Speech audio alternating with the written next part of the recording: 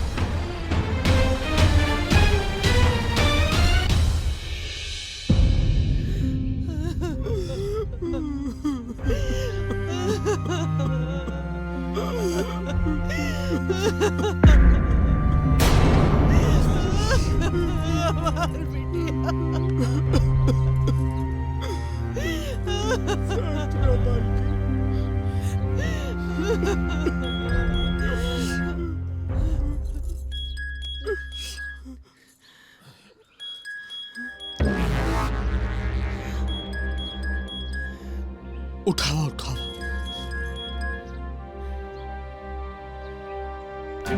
आंसू, मातम, दर्द का होला पता चलल। ऐसे ही हम के भेल रहे अपना बेटी समान बहू के लाश दिखला के बाद। कालिंदी, तोर गुनाह बस इतना बा कि ते सास बनला के बाद ये भूल गईले कि ते दो गो बिटिया के माई भी बाड़े। ई तो बस शुरुआत है। अब मातम मनावे की आदत डाल ले। आज अपना बिटिया के मातम मना ले, कल अपना पति के मनई है। चूड़ी तोड़े खातिर पत्थर और मांग धोवे खातिर पानी तैयार रखिए।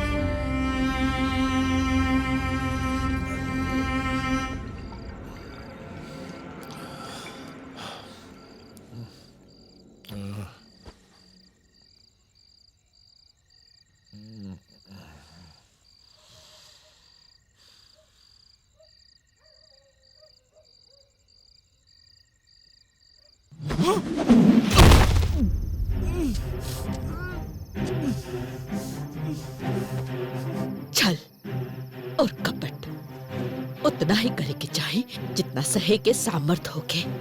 बाकी दे अपना सामर्थ से ज्यादा छल और कपट कर चुकल बाड़े।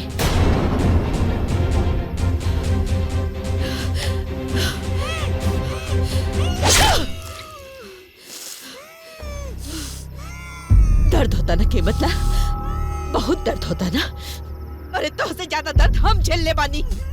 दहेज के कीमत चुकावत चुकावत हमार जमीन भी बिक गई और हमरे जिगर के टुकड़ा भी। झांक के देखी गड्ढा में एमे हमर बेटी के चीख और पुकार सुनाई पड़ी। हमरा फूल जैसन बेटी के गीदड़ की तरह झुंड बना के मर लेना। कीमतलाल, ई माटी के देख, ई माटी में हमरा बेटी के आंसू और खून मिलल बा। हमर बेटी इंसाफ मांग रहल बिया, इंसाफ।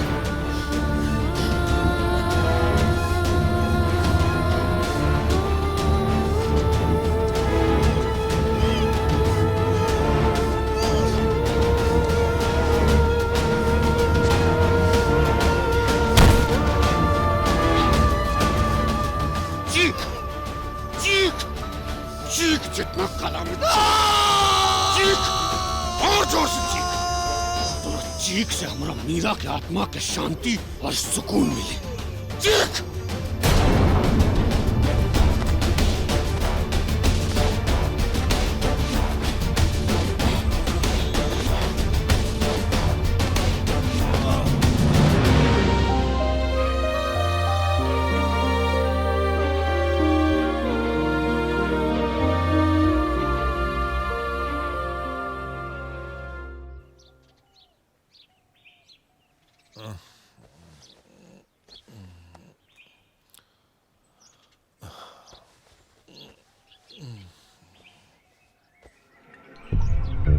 बाबूजी,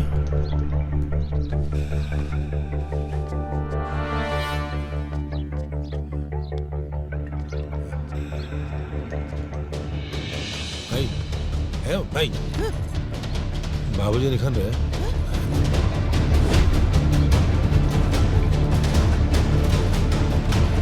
बाबूजी,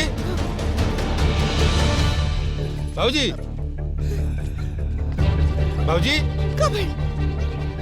यही जो निकल छत पर देखा होता नहीं हो। तू रुक, तू रुक।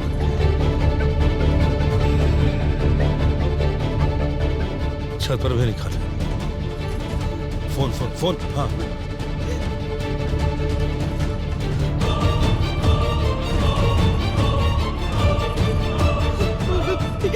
बेटा, हाँ फोन लगा होता नहीं। हाँ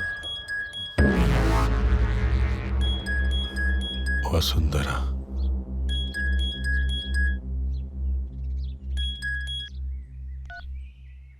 बड़ी पुरान कहावत है दामाद जी, जो सोया वो खोया। कैसन नालायक बेटा बाड़े रहते, ना अपना पति के धर्म ढंग से निभौले, ना अपना बेटा के। चेतावनी देला के बाद भी अपना बाबूजी के बचा ना पौले। प्रिया, बकवास बंद कर। कहाँ बढ़ा हमारे बाबूजी, बोल। तोहरे बाबूजी के जीवन रेखा तो कल राते समाप्त हो गई।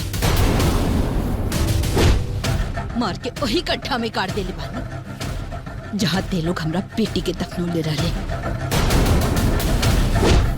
ससुर और ननद तो गई यमराज के पास। अब बारी पति और सास के पास।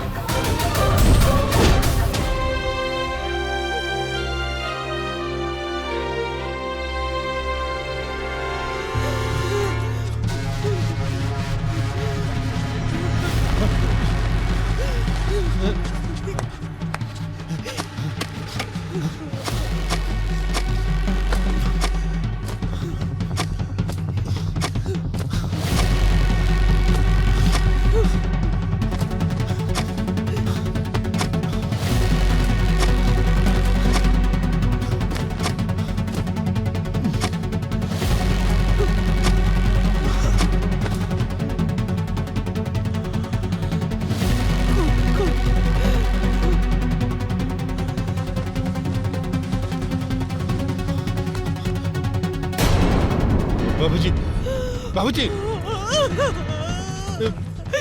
बाबूजी,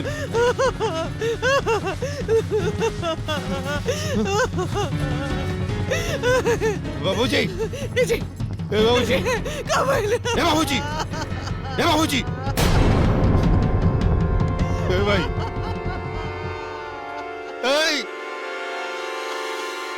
रो मत रे, चुप हो जाओ भाई, चुप हो जाओ, भाई, चल ना, भाई, चल चल के पुलिस से कंप्लेंट कर दो जाओ, अब कब ले मौत का इंतजार कर जी रे, हाँ? का कंप्लेंट करब, उस जांच पड़ताल में हमनी के भी काला चिट्टा खुल जाए, सबके ही बात पता चल जाए कि हमार फाइल का पता चल के नहीं के बनल, ओकरा के छरावल गइल बा।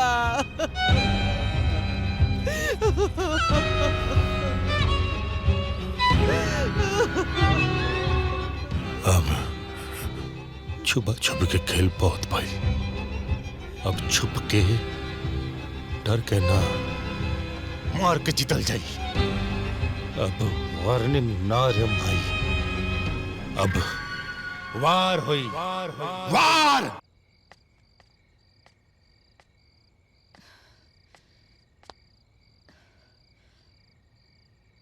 पता नहीं रमाकांत कहाँ रह गए, अभी तक आयल नहीं खे।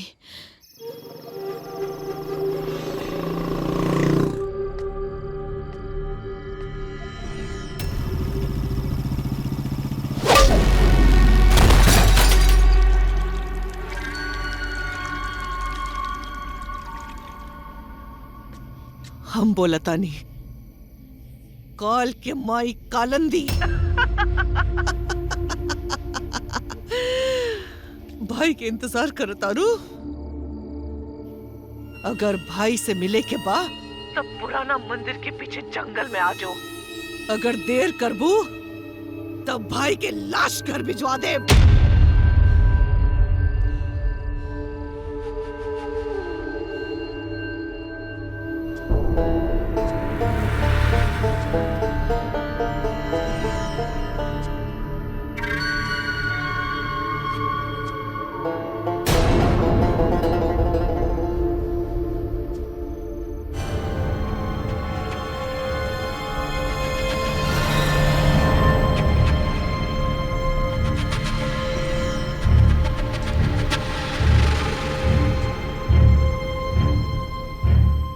दोनों भाई बहन के ये जंगल में गाड़ब, तो दोनों के मौत से ये काली रात हमरा जीवन में उजाला भर दी, लेकिन पहले ये बाहुबली भाई के सामने ये बाहुबली बहन के मौत के घाट उतारब।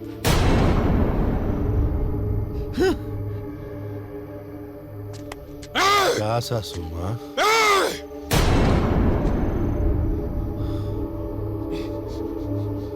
हमरा बाबूजी के मार दिले,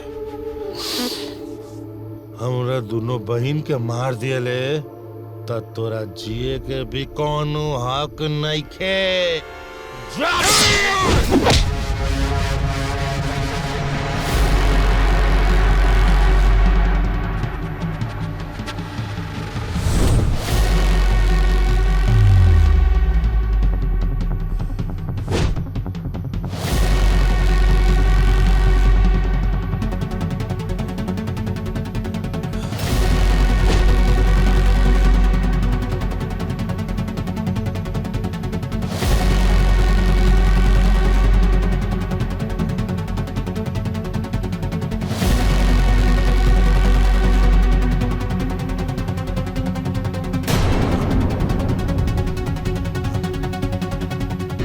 वसुंधरा जी, हमनी के आपसी मतभेद बा, मनभेद नहीं खे। राउर बहू के साथ जौना भी भइल बा बहुते बुरा भइल बा। रउआ अपन आंसू के बदला चुका ली।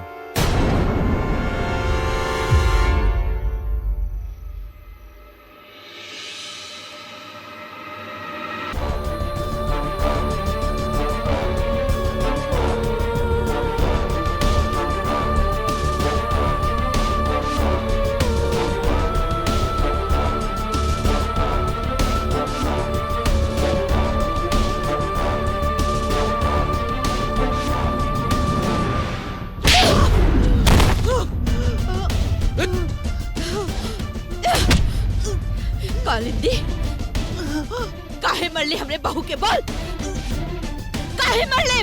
बोल। छोड़। चीख, चीख कालिंदी, और जोर से चीख, इतना जोर से चीख कि आसमान तक पहुंचे और हमरे बहू के आत्मा की शांति मिले। उठ, उठ। ये कालिंदी, तोरा के दहेज में हम कौन कमी रख देली रे, जिते हमरा पतोह के मार देले? हमरा के बाप, हमार बेटा के और हमरा के छोड़ दे। माफ कर दे, तोहरा के माफ छोड़ रे, छोड़। तोहरा के माफ कर दे तो समाज हमरा के माफ ना करी। तो एक गुनाह होत तो हम माफ कर देते, तो एक पाप होत तब वो हम माफ कर देती। बाकी आज कालिंदी के काल हम बनब, हम। छोड़ रहे अब माई के, छोड़ माई।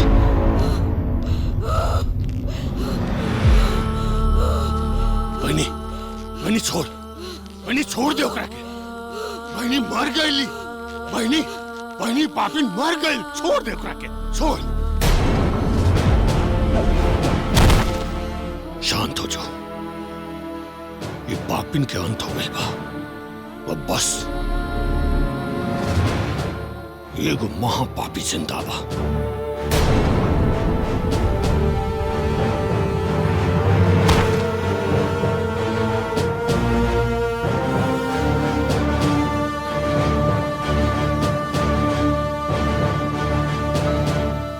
रहुआ तो हमार सासू माँ है नु, रहुआ हमार भाव पूजने बानी, रहुआ हमारा का मारब है? बेटी नहीं के तो दामाद कैसन?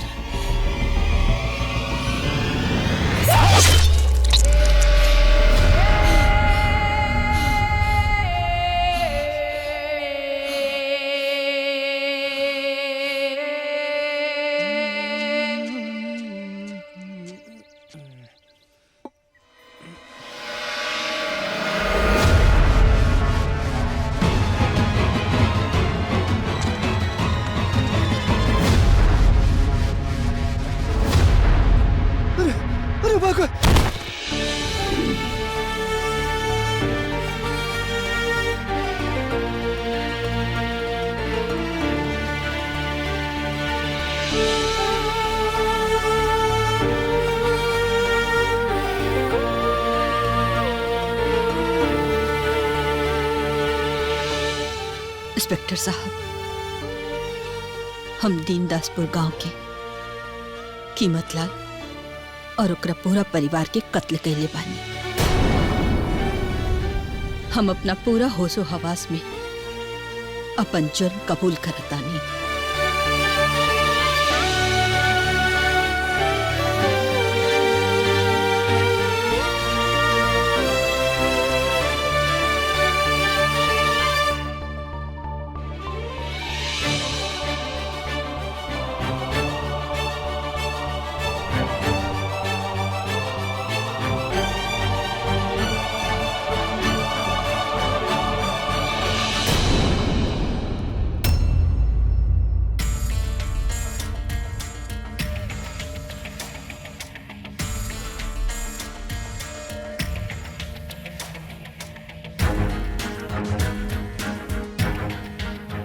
वसुंधरा जी, सारे सबूत आपके खिलाफ हैं।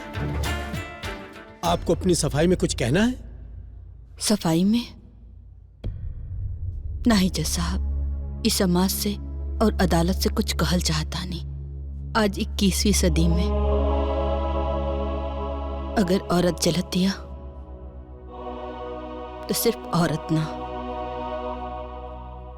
औरत के साथ इंसानियत और धर्म सब चल रहा बा। आज से 200 साल पहले सती प्रथा के तहत आदमी के शव के साथ औरत के भी जला दिहल जात रहे। कुछ ना जलेला तो इंसान के लालच। जज साहब, ये दुनिया ना बहुत ही खराब बा। आज भी जब घर में लड़की पैदा होले ना तो घर में खुशी ना मातम मनावल जाला। लड़की पैदा होले के खुशी में एगो रेबड़ी तक ना बटाला। जज साहब उहे लड़की जब बड़ हो जाए तो ओकरा के पढ़ावल ना जाला। पढ़ लिख के का करी? ससुराल जाके चूल्हा चौका ही तो करे के बा। तू लड़की बाड़ू, खिलखिला के मत हंसिया। तू लड़की बाड़ू, ऐसन कपड़ा ना पहना। बाजार जात समय बाल खोल के मत चलिया, केहू से मत बतियावा। जज साहब ये भेदभाव खाली लड़की में काहे, लड़का के साथ काहे नहीं? जज साहब हम समाज से बस इतना कहल चाहता नहीं कि लड़का लड़की में भेदभाव कहल बंद करे। लड़की के भी पीठ थपथपा के वैसे ही हौसला बढ़ाए जैसे लड़का के। जौन दिन लड़की पढ़ लिख करके अपना वजन अपना पैर पे उठा ली, वो दिन दहेज मांगे वाला के वजन खुद ब खुद कम हो जाए। जज साहब लड़की के हाथ में मेहंदी के रंग से ज्यादा कलम के स्याही लागी। कोख से बचला के बाद दहेज से भी बचावल जरूरी बा। जरूरी बा जज साहब। हम तो अपना बेटी जैसे बहू के दहेज के आग से ना बचा पौली। शायद कोनो बहू जरे से बच जाए ना, तो जब जब कोनो बहू जरी तब एक वसुंधरा पैदा होगी। वसुंधरा जी, ऐसा नहीं है कि दहेज प्रथा के खिलाफ कोई कानून नहीं है। समाज की कुछ सामाजिक समस्याएं हैं जो कि समाज की जागरूकता से ही समाप्त होगी। समाज को भी समझना होगा कि शादी विवाह बराबरी का रिश्ता होता है। न लड़का वाला बड़ा होता है और न लड़की वाला छोटा होता है। वसुंधरा देवी, आपके बहू के साथ जो कुछ भी हुआ वो बहुत गलत हुआ। अगर हर कोई न्याय के लिए कुल्हाड़ी उठा ले तो कोर्ट कचहरी थाना का कोई मतलब नहीं है। वसुंधरा देवी, आपने जो कुछ किया कानून की नजर में सही नहीं है, एक अपराध है। लिहाजा यह अदालत आपको बामुशक्कत 10 साल की सजा सुनाती है।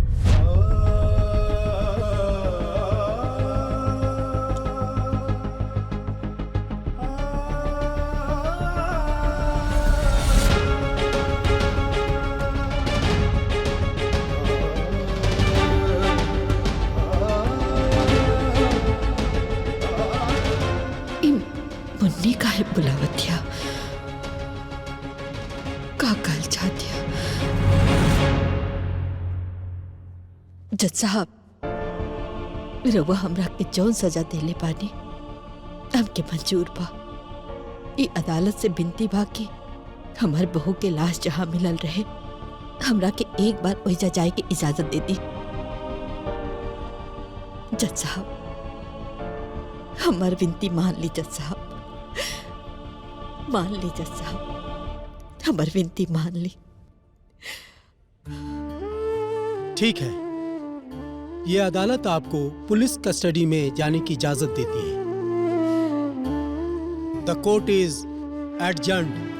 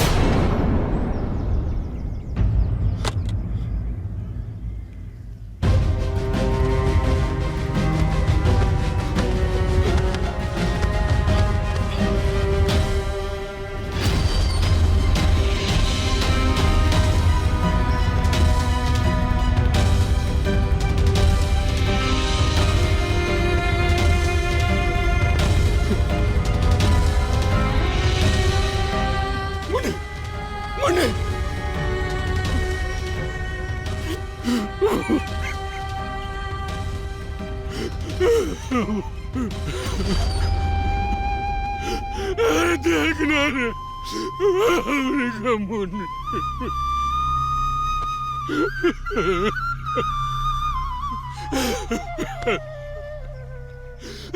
अरे देखना रे मासूम का विनाश छोड़ा सन पास। अरे देखना हमने का मुन्नी हमार मुन्नी को मार डाला सन। अरे दादा मुन्नी देखना रे मुन्नी।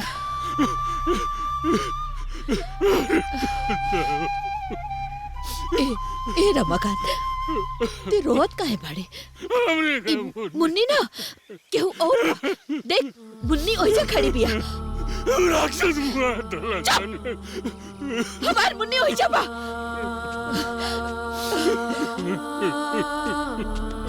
ए रमाकांत देख देख हमार मुन्नी ओइजा बा। ए इंस्पेक्टर तो के मुन्नी दिखाते ना? ना हाँ ये सब का ये मुन्नी नहीं खेले हमार मुन्नी। ए रमाकांत ए हमार मुन्नी ओइजा बा। ए हमार मुन्नी ओइजा बा। हमार मुन्नी ओइजा बा। पागल हो गई है क्या ये? यहाँ कोई नहीं है, दिमाग खराब हो गया इसका। उसे क्यों नहीं क्या पापी हुआ गई डाले वाला सा। हमार मासूम